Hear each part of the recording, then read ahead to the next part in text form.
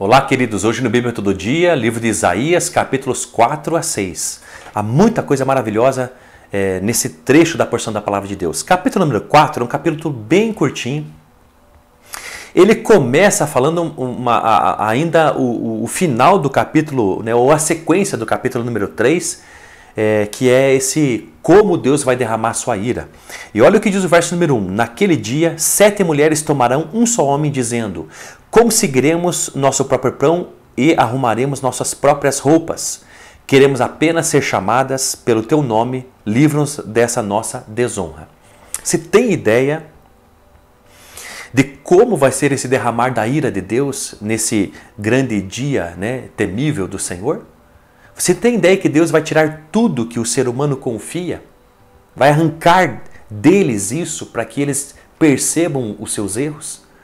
E a coisa vai ser tão terrível que 7 mulheres numa rua vão abordar um homem e vão agarrar ele e vão dizer: ó, o negócio é o seguinte, a gente não quer que você nos sustente, que a gente não quer casa, fique tranquilo, nós vamos trabalhar pela nossa comida e pela nossa roupa, a gente só quer um marido. A gente só quer que essa desonra cesse, tamanho vai ser o sofrimento. Tamanho será o terror nessa época da história.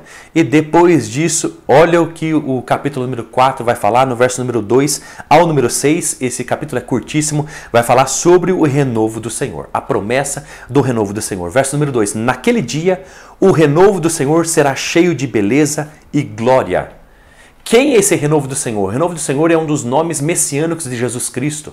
Então aqui está falando sobre a vinda de Jesus Cristo, a segunda vinda dele. Olha que coisa mais interessante. Então a vinda de Cristo virá com beleza e com grande glória, e haverá um remanescente do povo de Deus. E haverá um povo de Deus que vai sobreviver, diz ali, naquele dia o renovo do Senhor será cheio de beleza e glória. E o fruto da terra será o triunfo e a glória dos sobreviventes de Israel. Então, a vida de Jesus Cristo, ele vai encontrar um remanescente do seu povo, do povo de Deus, dos filhos de Deus na terra.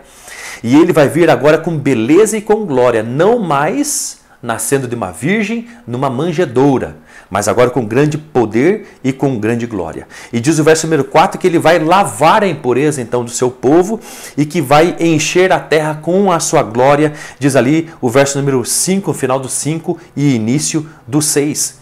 Por quê? Porque a habitação de Deus será abençoada. Ele vai habitar sobre a terra, ele vai pisar sobre a terra, ele vai governar a terra. Ele vai vir sobre a terra nesse período de reino milenar e a sua glória encherá todos os cantos da terra. É isso que nós esperamos com muita expectativa. O que mais os filhos de Deus esperam não é ir para o céu, é a vinda de Jesus Cristo à terra, sobre a terra. No capítulo número 5, Isaías está recebendo essas visões e então no capítulo número 5 ele vai cantar tudo isso que ele viu. Diz ali o capítulo número 5, quero cantar ao meu amado uma canção de amor. Então no capítulo número 5 ele vai de novo falar sobre tudo aquilo que ele viu, mas agora através de canções. Olha que interessante. Por que isso é importante? Porque talvez seja fácil aprender algo através da música. E ele então o profeta vai cantar, e o que ele vai cantar? Ele vai cantar sobre a parábola da vinha. Que parábola é essa? É a vinha que produz uvas bravas, diz o verso número 4.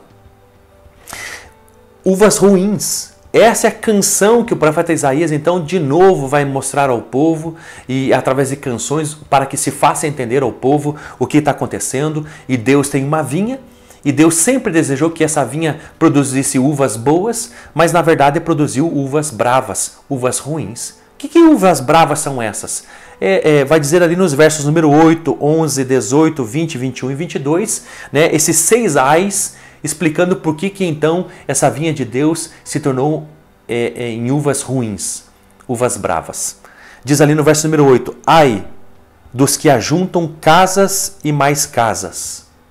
O que é isso? Por que a gente deixa de ser algo bom que Deus estabeleceu para sermos na criação e a gente se torna ruim como ser humano?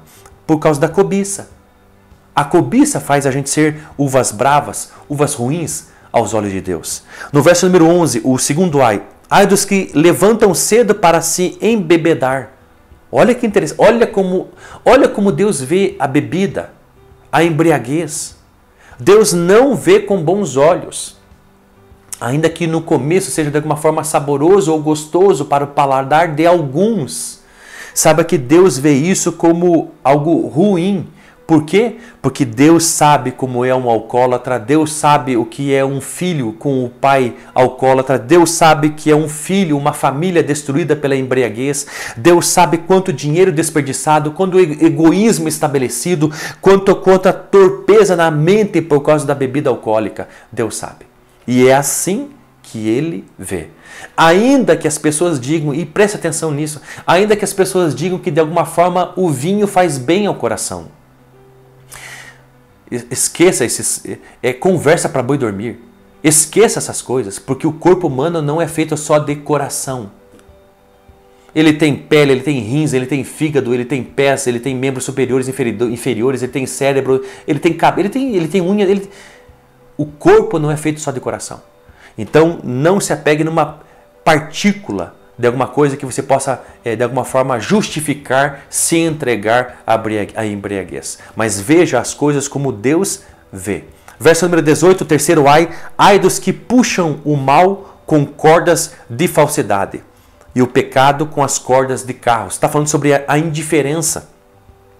Verso número 20, ai dos que o mal chamam bem. Olha que interessante, daqueles que chamam trevas de luz, daqueles que chamam o amargo de doce, e o doce de amargo. Olha que interessante, isso é o dissimulado, é o falso, é o hipócrita. Olha como Deus vê. Verso número 21. Ai dos que são sábios aos seus próprios olhos. Fala do orgulhoso. E o último ai é o ai do verso número 22 ali, verso número 23, né? Que fala sobre a injustiça. Dos que absolvem o culpado por suborno e negam o direito do justo. Olha que coisa interessante. Então, Isaías, o profeta, ele tem desde o início do livro, essas visões de Deus e como está a situação do povo. E aqui ele está cantando tudo de novo, por que o povo de Israel, o reino do sul de Judá, se tornou essa vinha, mas uma vinha de uvas bravas, ruins, mesmo que Deus tenha desejado e os criado para serem uvas boas.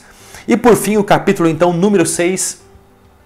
vai falar somente agora no capítulo 6 sobre o chamado de Isaías. Ele já é profeta, ele já tendo visões de Deus, mas no capítulo 6 vai falar então do seu chamado. E olha como é o chamado de Isaías. Ele vê, né? Isso é muito interessante, ele vê o trono de Deus, ele vê o Senhor, né? Que diz ali no capítulo número 6, no início, ele vê o Senhor, ele vê Deus soberano, né? No seu trono, e sentado no seu trono e governando, né? E soberano sobre todo o universo. E é isso que ele vê. Uma segunda coisa que Isaías vê, ele vê si mesmo. Além dele ver Deus e o seu trono, ele olha para si mesmo. Ai de mim, um miserável pecador, porque eu moro nesse povo. Eu moro no Reino do Sul, eu faço parte dessa sociedade. Eu sou um cidadão desse povo e eu habito num povo de impuros lábios e eu sou um homem de impuros lábios. Eu sou um pecador miserável. Então ele vê Deus no seu trono e também consegue ver a si próprio, ou a si mesmo, ou o seu coração. Olha que interessante. E aí uma coisa muito importante, um dos serafins, né, do trono de Deus, que estão ali constantemente dizendo santo, santo ao Senhor, pega uma brasa desse trono de Deus e tocam a boca de Isaías e o purifica. Olha que coisa interessante. Ainda que a gente olhe para dentro de nós e nos vejamos miseráveis pecadores, saiba de uma coisa, ainda quando a gente olha para Deus e percebe que Ele é santo, santo, santo, olhe para Deus e consiga perceber isso. Quem é Deus? E que isso faça você gelar. Que você olhe para Deus e você gere em você temor, respeito. Tamanha é a grandeza de Deus, de quem é Deus santo, santo, santo. E quando você olha para você, te dê medo, temor. Você olha quem você é, miserável pecador. Mas saiba, quando a gente ver dessa forma, é assim que Deus pode nos perdoar, nos purificar. Porque quando a gente olha para Deus e vê quem Ele é, e olha para nós e vê quem somos, a gente se humilha, se arrepende e pede perdão. A outra coisa muito importante que Isaías aqui vê, Isaías vê uma necessidade. Diz ali o verso número 8, depois disso ouvi a voz do Senhor que dizia, a quem enviarei? Quem irá por nós?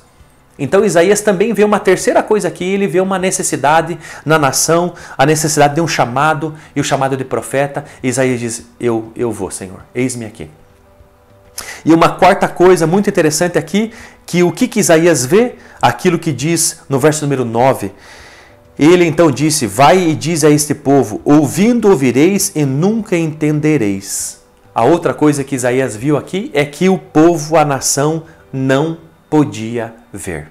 Não podia ver Deus e a sua santidade, não podia ver o seu coração e a sua pobreza espiritual e quiçá podia ver uma necessidade que Deus tinha para com os seus filhos, de estabelecer o reino de Deus na terra e perceber não apenas a necessidade de ser salvo, mas entender que há um propósito, além de ser salvo, além da salvação, Deus está nos chamando para um propósito de estabelecermos o seu reino na terra.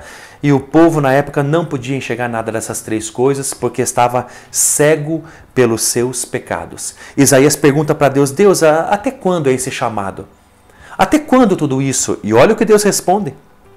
Ele pergunta no verso 11, então eu disse, até quando, Senhor? Até quando tudo for destruído? Olha que interessante. Até quando é o meu chamado? Até quando você tem isso para comigo? E Deus diz, até quando tudo for destruído, até quando foi levado cativo o reino do norte de Israel pelos assírios e o reino do sul pelos babilônicos. Olha, Isaías está tendo de Deus revelações do futuro. Mas Deus, com toda essa mensagem do que vai estar acontecendo de destruição geral, Deus diz, mas saiba que, no verso número 13, a santa semente é o seu toco. Pense numa árvore, que ela é cortada, tirada da terra, só sobra o toco. Mas Deus está dizendo aqui que mesmo no toco vai nascer um broto. E Deus está dizendo que mesmo que tudo seja destruído e Israel como um todo, o reino do norte e do sul, seja levado cativo pelos assírios e babilônicos, sabe que se Israel cortado da terra, vai nascer um broto, vai ter um renovo e eu vou fazer nova todas as coisas. E essa é a história de Deus para conosco.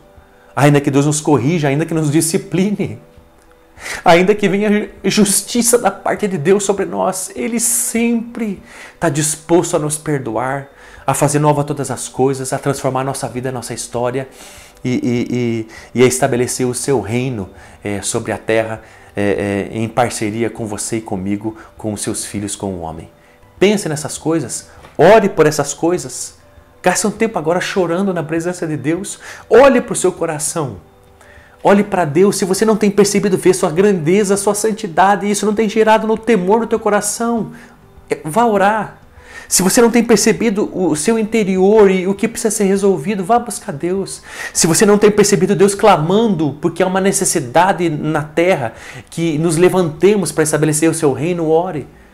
E se de alguma forma você não perceber nada dessas coisas, porque há pecado, peça perdão para Deus, volte e Ele vai te perdoar, te purificar e fazer mais branco do que a neve. Deus te abençoe.